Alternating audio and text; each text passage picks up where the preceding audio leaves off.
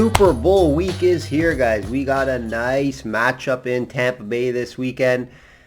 Brady versus Mahomes. Can't ask for much more. Crazy to see Brady back here. I personally did not see Brady making it back here as I was against him in both matchups, but he's back. And, kudos to him. I'm not going to say it's really because of him. If you look at his games, he did have some interceptions. He had only a 55% completion percentage. When on the year he was a lot better. And, it was mainly the defense. It was the defense that brought Tampa Bay here, in my opinion. Some big turnovers in the Saints game. On Breeze, obviously, they picked him off a few times. Picked off Rodgers as well. And they were able to hold their own in the second half when Green Bay was making that comeback. So, shout outs to Tampa Bay for making it this far and to the Super Bowl. And I personally, like I said, I did not see it. It wasn't mainly because of Brady. He did have 2+ touchdowns in all 3 playoff games. So, and I feel like when he needed to make the big play, he did make some big throws, obviously, in the playoffs. But like I said, it's not because of him. But, shout outs to Brady, obviously, for making it to another Super Bowl. Tampa Bay will be the first team ever to host the Super Bowl and to have a true home field advantage. Pretty crazy when I heard that. Florida is wide open, of course. They don't believe in in COVID, so I expect a ton of fans there. I think 22,000 is what I'm hearing. Mostly probably Tampa Bay fans, but I think some people will travel, especially Kansas City. I know they have a good fan base. They'll travel over there. It's not like you can't travel. Obviously, it's a little more hectic to travel. People from KC may not want to head into Florida, just looking how it is over there. But I'm sure there'll be some KC fans, but obviously the home advantage goes to Tampa Bay. Shouldn't be any weather concerns as of right now. A week away, obviously, so you can't really guarantee there's no rain in the forecast, but it's looking good. Weather, it is Tampa Bay, so it's not like there's going to be any snow or anything like there was in Green Bay or or anything like in Minnesota. But so Tampa Bay weather should be no concerns. Obviously, look for maybe some rain, but I doubt it. Weather looks good. Shouldn't be any concerns there. Guys, before I proceed, please hit that like button. Subscribe if you haven't. Leave a comment as well. It does help me out. And also check out systemsportscapping.com for all subscription information, updated records in all sports. Please check out my website if you are interested.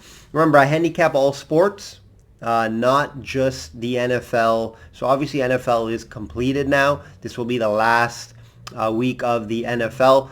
But you guys know, if you do follow me, I cap UFC at a very high level, 69% the past 13 months on my best bets, and close to 40 units, plus 40 units on all plays. I cap the NHL, lower volume. NHL, NBA, lower volume. I'm probably getting to a little more when the NFL is completed after Super Bowl weekend, but 5-2 start in the NHL. NBA's pretty much even right now, 5-4. So I'll be focusing on that more. And obviously PGA. If you guys follow me, not too many PGA cappers out there. I love the PGA. I love capping it. We've been doing very well in the PGA. 6 outright winners last year. Looking to continue over 40 units all plays. So excited for that. PGA is all year long as well, right? UFC all year long.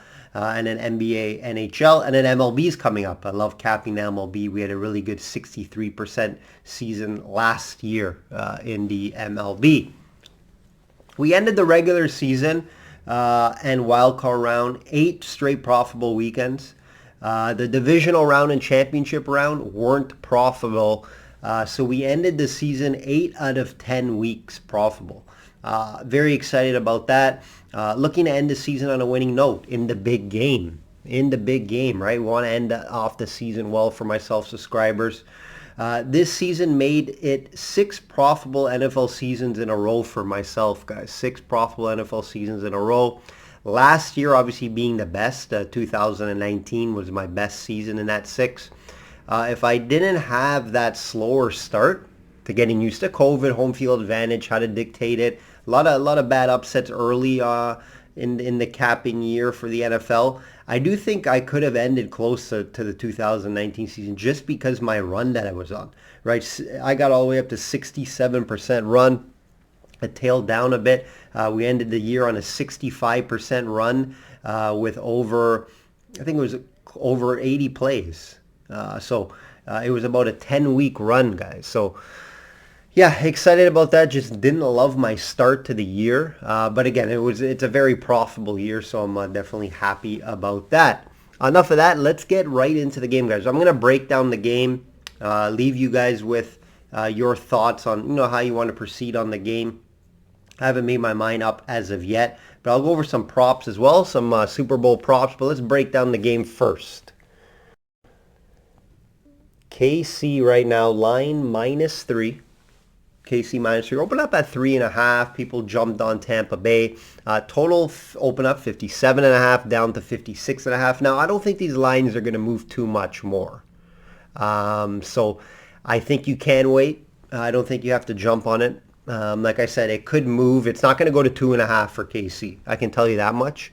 But what I could see is possibly a move to the 3.5 again. I doubt it though. I think it's going to stay here. It seems right. Usually these guys are spot on, right? The bookmakers are spot on in the Super Bowl. Great Super Bowl last year for myself, going 2-0 on the total and side. And also killed with the props. It was a 6-1 overall Super Bowl for myself. I will have a subscriber play on the side and possibly total towards the middle of the week here. And of course with some props. I'll give you guys some props that I like now early. But let's get into the game. A lot of good storylines in this game in my opinion. Can the Bucs slow down the Chiefs? Right? 30 plus points 10 times this year. And they just put up a ton. Versus the Bills. The Bills defense was playing a lot better. Mahomes looked great in that one. The concussion and ankle obviously weren't a concern and was non-existent. Tampa Bay did slow down Rodgers though, and the Saints, holding both teams under 30 plus, all right, below their season average. KC stats regular season, first in yards per game, sixth in points per game. Bucs D was solid. Points per game 8th, yards per game 6th, and turnovers 5th. But turnovers were the story for them in the playoffs, right? Lots of turnovers, playing really well. Kelce and Hill will be a handful, right? That's always the storyline. Kelce and Hill, can anyone stop them? No. The question is, can the Bucs limit them so they don't go off, right? Like that first game that they played. White has been playing like a beast for the Bucs, and it will have to be a team effort. A team effort. Not one guy's going to slow down these guys, right? It's going to have to be a team effort. And the Bucs don't have a true corner to slow down Hill. Bunting, their one corner, has given up the 6th most yards this year. I don't expect him to be on Hill. Winfield has been solid in the back. And Carlton Davis, I think, should be on Hill in this one, who's been the best corner per wide receiver ranking. You also got to worry about Kelce. Obviously, who's going to, cover Kelce in this one? Kelce obviously broke Kittle's record for most yards, and it was only in 15 games, guys. Lavonte David has been playing solid, and I think will have a big responsibility versus Kelce, mixing with a little White as well. And then, the Winfield moving up from the safety position. So obviously the big responsibility against Kelce. Remember, this defense has been getting interceptions as of late. 3 versus Rodgers this season, and we know what happened with Brees. So I don't count them out.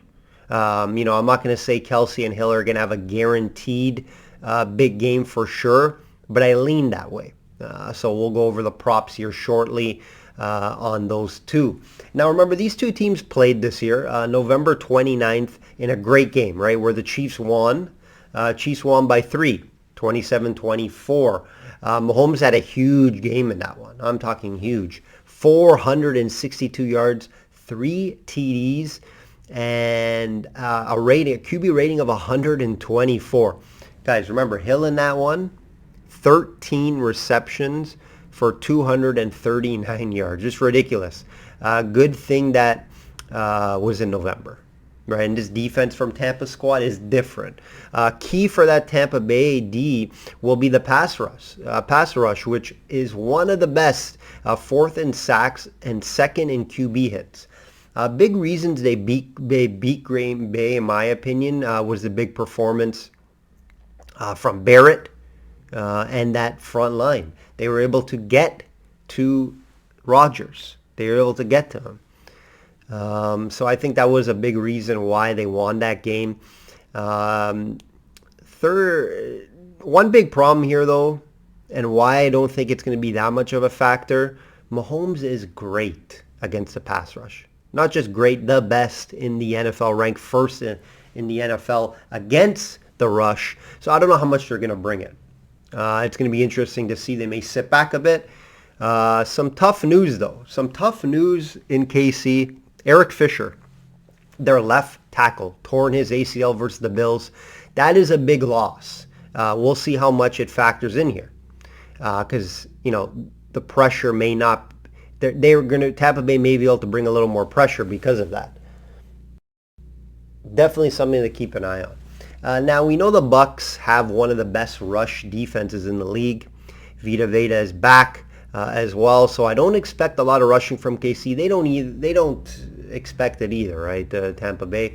I do think they make, how they do their rushing, if you look at, they also lead the league, and that is handoffs to wide receivers, kind of flips, handoffs. So look out for that, some more trick plays, not just straight rushes, handoffs to running backs, right? So that's something KC does really well. They're able to mix that in with their wide receivers. The D-line is solid, and the linebackers with David and White are the best behind that line. So White has maybe been the best defender in this playoffs, guys.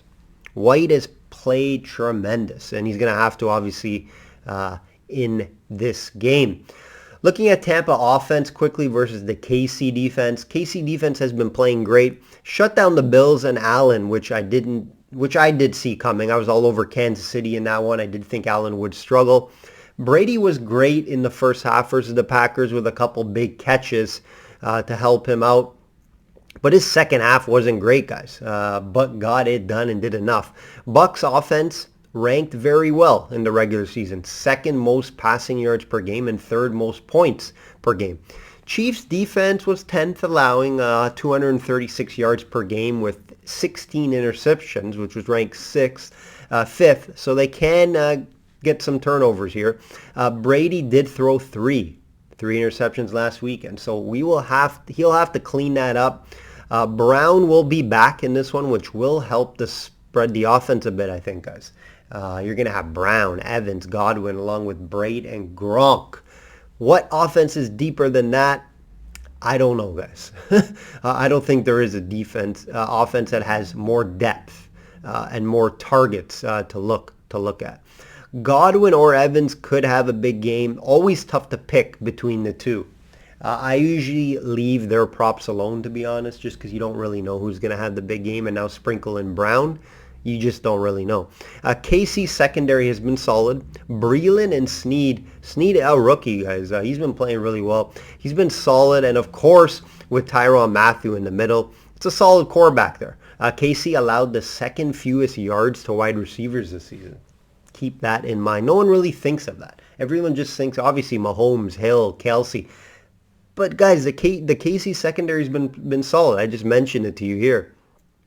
They've been playing really well. It's going to be tough, obviously, with all the weapons that Brady has. But I think they can slow them down. Where Tampa, I think, can really capitalize is in the red zone. No team was worse in the red zone than KC. Okay, they were ranked last. So Tampa Bay was top 10 in red zone efficiency. They can obviously exploit them there. Can KC bring pressure on Brady is another question to look at here. Tampa Bay was ranked 4th in sacks allowed. Brady has been getting time. All year, he's been getting time. If he doesn't, then bad news for the Bucs, right? The Bucs have a highly rated guys on the O-line there, offensive line, according to PFF. And KC, of course, has Jones, right, who's a beast and one of the best. They blitz fourth most, and Brady wasn't great against it. So KC will want to try to get to Brady, but will it be? It's going to be easier said than done. Like I said, that offensive line has been playing well. The key here could be Tampa Bay run game, guys. Tampa Bay's run game. KC is great against the run and can't be exploited. Can't be exploited. KC giving up 4.4 yards per run and ranked towards the bottom of the NFL. Can Tampa Bay get the run game going in this one? That's going to be the question. Or are they going to be playing catch up early? That's also something to look at. But I think if they could control the run with Fournette and Jones, mix both in, and if they're able to break tackles and, pull off some nice runs, Tampa Bay has a really good chance in this one. We got some fun Super Bowl. It's going to be one of the best Super Bowls, I think, from an exciting standpoint. I think there's going to be points. I haven't got to a total as of yet, as it is 56.5. It did go under in the first meeting. So I haven't got there as of yet. I just haven't released a side or total bet.